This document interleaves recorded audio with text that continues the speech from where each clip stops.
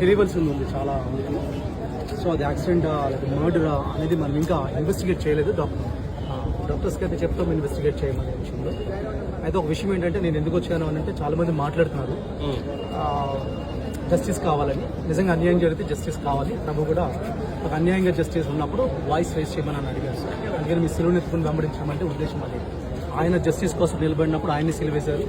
Justice కోసం నిలబడినప్పుడు తన కజిన్ జాన్ ది బ్యాప్టిస్ట్ని కూడా నరికేశారు. జస్టిస్ కోసం నిలబడిన సార్ ప్రతిసారి ఒక ఓచికోత జరుగుతుంది. సో అదే జరిగితే కనుక ఖచ్చితంగా ఏమవుతుందంటే మేము జస్టిస్ కోసం నిలబడతాం. కానీ ఇక్కడ కూర్చున్న క్రిస్టియన్ కమ్యూనిటీకి చెప్పాల్సింది ఏంటంటే చాలా మందికి ప్రవీణ్ పగడాల గారు ఏం చేస్తున్నారో తెలియదు.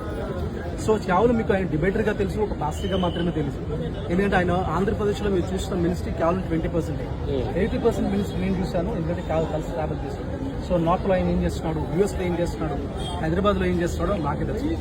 సో ఆయనకి 2 సాఫ్ట్వేర్ కంపెనీస్ ఉన్నాయి, అంటే హైదరాబాద్లో ఒకటి యూఎస్లో. So is software CEO of A software company. So ఆయన అంత మాత్రమే కాదు, చాలా మంది స్టూడెంట్ ఈవెన్ ఆ సాఫ్ట్వేర్ కంపెనీస్లో దేవుని విలువలతో ఒక సాఫ్ట్వేర్ కంపెనీ అది ఎట్లా ఉంటుంది అని అంటే వాచ్మ్యాన్ దగ్గర నుంచి మేనేజర్ వరకు అందరికీ ఈక్వల్గా ఇన్సూరెన్స్ పాలసీ ఉంటుంది. బాస్ దగ్గర నుంచి వాచ్మెన్ వరకు అందరు కలిపి లంచ్ చేయాలి, సమానత్వం. ఎందుకంటే అందరూ దేవుడు తన పోలికలు చేసుకోవడాన్ని విలువలతో చూపించిన ఒక బిజినెస్ మ్యాన్. ఎందుకు అనంటే ఇక్కడ నేను చెప్పేది ఏంటంటే వాక్యంలో వెళ్తుంది చాలాసార్లు. అదేంటే ప్రసంగాలు ఎక్కువైపోయింది మనకి. వాక్యం శరీరరీతిగా రావడం అంటే ఏంటంటే వాక్యం యాక్షన్స్లోకి రావడం. ఆయన ఏం చెప్తున్నాడు అని అంటే మీరు పుల్పిట్ మీద కూర్చొని 1 hour నేను వల్ల నీ పొరుగువాడిని ప్రేమించమని చెప్పేదానికి, నేను ఒక బిజినెస్ చేసి నా కింద 100 మంది ఉంచుకొని నిన్ను వల్ల నీ పొరుగువాడిని ప్రేమించమని ప్రాక్టికల్గా రోజుకి 8 గంటలు చూపించేదానికి చాలా తేడా ఉంటుంది.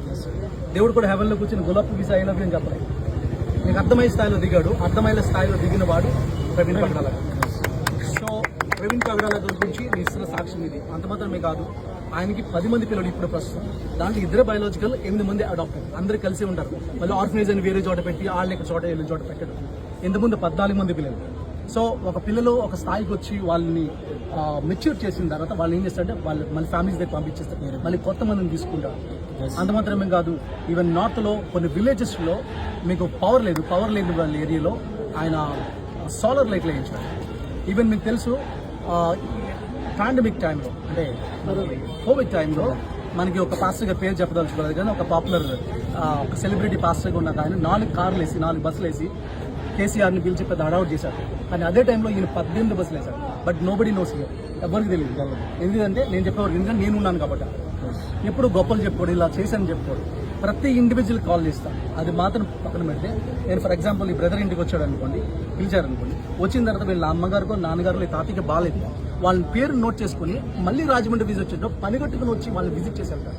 అలాగా వీక్లీ వన్స్ ఒక టైం పెట్టుకుంటాడు, ఒక డేట్ పెట్టుకుని ఆ డేట్లో ఓన్లీ ఓల్డ్ పీపుల్ని తిరిగి వాళ్ళని పరామర్శించి వాళ్ళకి అవసరతలు ఉంటాయి కదా, వాళ్ళకి డిజైర్స్ ఉంటాయి. బాబు నాకు పలానా చోటకి వెళ్ళాలంటే ఈయన కావాలని చర్చ్ మానేసి వేరే పాస్టర్ గారు చెప్పి వీళ్ళు తీసుకుని వాళ్ళకి ఇష్టమైన చర్చ తీసుకుంటారు. ఇలాంటి అనేకమంది ప్రవీణ్ పగడాల గారు చేసి ఉన్నాయి. అందుకని నేను చెప్తాను, బైబిల్ టీచర్స్ చాలా మంది ఉన్నారు, చాలా మంది డిబేట్స్ ఉన్నారు. కానీ ఈ లెవెల్లో అంటే దేవుని రాజ్యాన్ని అర్థం చేసుకునే స్థాయిలో చెప్పిన ఒకే స్పీకర్, తెలుగులో ఉన్న స్పీకర్ నేను ఒకటే. సో మనకి ఇదేంటంటే నేను ఒకటి చెప్తాను, క్రిస్టియన్స్ అందరికీ చెప్పేదంటే ఒకటి గుర్తుపెట్టుకోండి, అదేంటంటే this is a God's judgement on the humankind. అందుకంటే వాక్యాన్ని సరైన రీతిలో అర్థం చేసుకుని ప్రజెంట్ చేసే స్పీకర్స్తో రోజుకి తక్కువ అవుతున్నారు. పిట్ట కథలు చెప్పే స్పీకర్లు ఎక్కువైపోతా ఉన్నారు. ఈవెన్ డిబేట్స్ చేసిన వాళ్ళు కూడా గ్రేస్ లేదు. దేవునికి వాక్యం చెప్తుంది, do this with gentleness and meekness. సాత్వికంతో సమాధానం చెప్పడానికి వెళ్ళాలి సిద్ధంగా. సాత్వికంతో ఎప్పుడు చిరునవ్వు వేసుకొని చేసే ఒకేక డిబేటర్ ఎవరన్నా అంటే ఈయనతో ఎంతమంది ఉన్నా చాలా మంది డిబేట్స్ మధ్యన క్లాష్ వచ్చినా ఈయన కలిపారు. కాబట్టి నేను చెప్తున్నా, ఇవన్నీ ఎందుకు చెప్తున్నానంటే ప్రవీణ్ పగడాల గారు ఏం చేశారు అనేది మీ అందరికి చాలా మంది క్రిస్టియన్స్కి తెలియదు. అందుకని ఇవన్నీ చెప్పడానికి ఇది ఒక ప్లాట్ఫామ్గా వేదిక చేసుకొని ఆయనకు గురించి ప్రార్థన చేద్దాం. ఎందుకంటే ఇప్పుడు ఆయన లౌడ్ అండ్ సాఫ్ట్వేర్ కంపెనీస్ దెబ్బతింటాయి. చాలా మంది పిల్లలు వాళ్ళకి అనాథలు అయ్యే ప్రమాదం ఉంది. ఇవన్నీ ఉన్నాయి. ఈవెన్ నార్త్లో ఆయన చేసిన మినిస్ట్రీస్ కానీ ఇవన్నీ ఉన్నాయి. ఇవన్నిటిలో నేను మీనింగ్ఫుల్గా మీరు ప్రార్థన చేయండి, ఆ కుటుంబం కోసం ప్రార్థన చేయమని కోరుకుంటాం. ఆయన పరిచయం గుర్తుపెట్టుకుంటే గోధుమ గింజ గుణం పడి చావుతేనే కానీ ఇంకో లైఫ్ రాదు. కాబట్టి ఆయన లైఫ్లో ఎంతమంది ఇంపాక్ట్ చేసిందో తెలియదు. ఇప్పుడు ఆయన లాంటి వాళ్ళు లేడు అని చెప్పుకునే కంటే ఆయన లాగా ఉండడానికి మనం తయారవుతాం. చెప్తున్న మాట ఏంటంటే